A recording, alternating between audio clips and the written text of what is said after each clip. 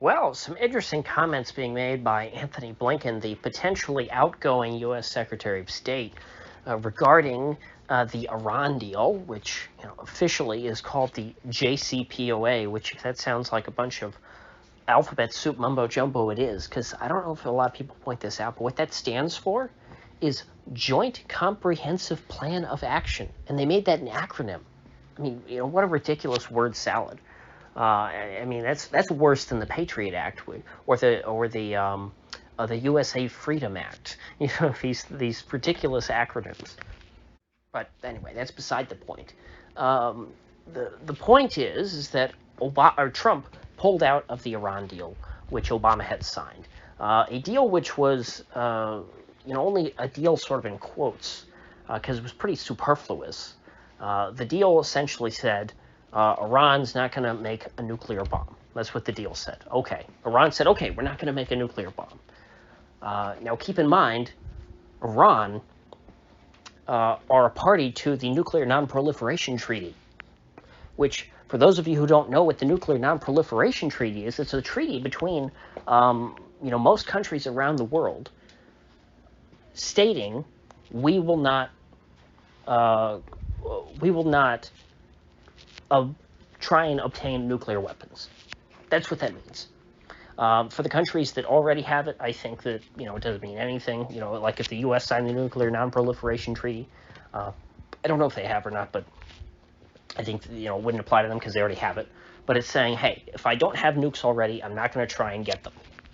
And a treaty is something that's actually, enforceable, unlike, a handshake between Barack Obama and whoever the president of Iran was at the time. I believe it was still Rouhani back then. Rouhani might have been pretty new as president, when the Iran deal started. Ahmadinejad was out of there. And so this was it was a PR win, more than anything. It was sort of a slap in the face to Netanyahu, because Netanyahu had been, for at that point, maybe only 15 years, but now, it's been well over 20 years. Netanyahu has been saying that Iran is,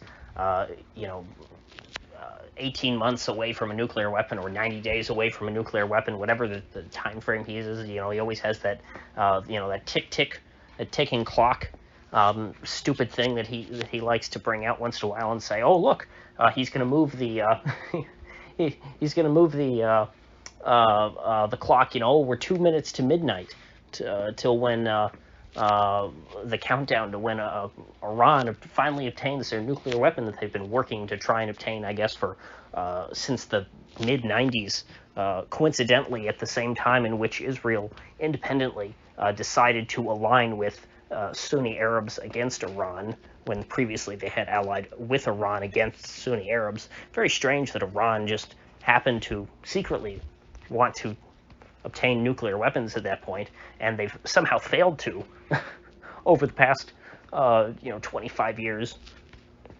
And so, of course, when Iran signs yet another document, in addition to the Nuclear Non-Proliferation Treaty, with Barack Obama saying, hey, fine, you got us. We submit. We won't build a nuclear bomb. That made the Zionists in America and the Israeli right big mad, as the kids on TikTok would say. But the big pro-Israel lobby, which is almost synonymous with conservatism Inc. in this country, did a good job of completely just making this all about, okay, Obama bad, Obama did this is terrible, Obama did the worst thing ever, this is going to lead to another Holocaust, and it's all Obama's fault. And so every Republican who was running for president in 2016 who had a shot at becoming the nominee, vowed to shred the Iran deal, because of course it wasn't a real treaty, it was a handshake. It was an agreement between the president of the United States and the president of Iran. So if the president of the United States happened to become a different person who didn't want to go along with that deal, the deal was gone. And that's what happened. Donald Trump came in and he said, I want to be tough, and that means, and I don't like Obama, so that means Obama made this deal. It's the worst deal ever. Oh my gosh, I've never seen such a terrible deal. Have you ever heard of such a bad deal? I sure haven't. This is terrible. I'm the king of deals, and so I refuse to to abide by such a terrible deal. And before I move on, I want to address just in case there's some people who still believe this, the ridiculous pallets of cash myth that was fed to us by the likes of Fox News and Mark Levin and Glenn Beck at the time. The reason why there were pallets of cash flown to Iran as part of the Iran deal was that Barack Obama unfroze their assets, which had been frozen not even after the Iranian Revolution. I think it was only after the Iranian hostage crisis that the U.S. Froze Iranian government assets in the West. And I believe probably because of other sanctions, they couldn't just do a wire transfer from, I don't know, the Federal Reserve Bank of New York. I don't know if that's exactly where all the money was, but all these various banks, they couldn't just transfer it into Iran. They wanted to actually deliver the real money. And so they withdrew the money from those banks that had been frozen for decades, and they got the cash together, and they loaded it onto a plane and flew it to Iran and gave them their money back. Now, technically, you could say, okay, well, this was the Shah's money, but it was the money of the government of Iran. The Shah was overthrown, a new government was instituted, and so, they have about as much of a right to it as the Shah did. I mean, the Shah stole it through taxation anyway, so it's not like the Shah really deserved to have all this money anyway. You could say, oh, well, let's give it to Prince Reza. It's like, I mean, what's he going to do with it? Is that really fair? I mean, if there was a possibility that, if he had enough money, he could somehow, raise an army and go and overthrow the Ayatollah and make himself the new Shah, I think that the CIA would have given Reza Pahlavi as much money as he needed. And so the real lie inherent in this pallets of cash myth is that when they just say Obama gave them pallets of cash, they make it sound like this was U.S. taxpayer money that was being given to the Ayatollah to sort of pay him off as some kind of bribe. And that is, simply just inconsistent with the facts of the issue. So, with all that history behind us, Trump overthrows the deal, or shreds the deal, however you want to talk about it, and he imposes a bunch of sanctions on Iran. Very tough. You can't sell your oil, all these things. And so now we fast forward to Uncle Joe and Tony Blinken. They're trying to renegotiate the U.S. re-entering the deal. And the issue that they're running into is that Iran is no longer in compliance with the deal. They have gone against the terms because Donald Trump pulled out of the deal, and he said deal's off. And so Iran said, okay, then we're not going to abide by the deal anymore. And so now they're in a situation where Iran is.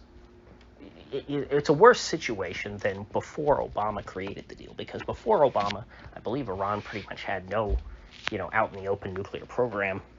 At least they didn't have the same kind of program that they do now.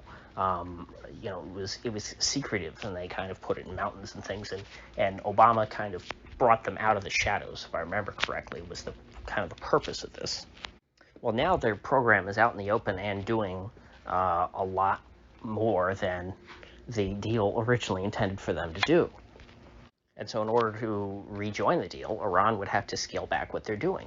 Well, in order for Iran to do that, since they've already been burned by the U.S. once, they want the U.S. to show they have a little skin in the game, and they want the U.S. to back down first. They want the U.S. to say, hey, we Iranians obeyed by the deal. The U.S. pulled out and imposed a bunch of sanctions on us. Why should we scale back what we're doing just so that the U.S. maybe, hopefully, will at some point scale back the sanctions that they imposed on us? The U.S. should get rid of those sanctions first. And the Biden folks, for some reason, refused to do that. I don't know why. I mean, you would think it would be such a political win to undo something that the terrible orange man did and go back to something that Barack Obama, who's supposed to be so loved, did. From what I understand, the Biden administration is simply unwilling to completely undo everything that Trump did. They're willing to take away some of the sanctions, but not all of them. And so the Iranians are looking at it as, best case scenario, we're still worse off than we were, under the original deal. So why would we go back to the same terms? Why would we want to go back to this deal with, a bunch of additional sanctions that weren't placed on us before the deal? The whole point of making this deal was to try and get relief from, some sanctions that the U.S. had placed on them. And so I don't know what it is. I don't know if it's, the influence. I don't know if it's just that there's a bunch of really, hawkish anti-Iran / pro-Israel people in the Biden government. I don't know if it's just sort of incompetence. I don't know if it's the pride that they don't want to look weak, like, oh, you can't take sanctions off of Iran or else, you'll look weak, and Joe already looks weak, so, he wants to do things in foreign policy to make him look tough, not weak. It's hard to say, but either way, it doesn't look like there's going to be anything positive to come out of this administration regarding Iran. Now, I may come to rue these words, or rue the day that I spoke these words, but I don't think that the Biden administration is dumb enough to try and, invade Iran or something just to look tough. I think even our absurdly out-of-touch military brass knows that invading Iran is not a good idea. So my guess is they'll probably just stick to the status quo.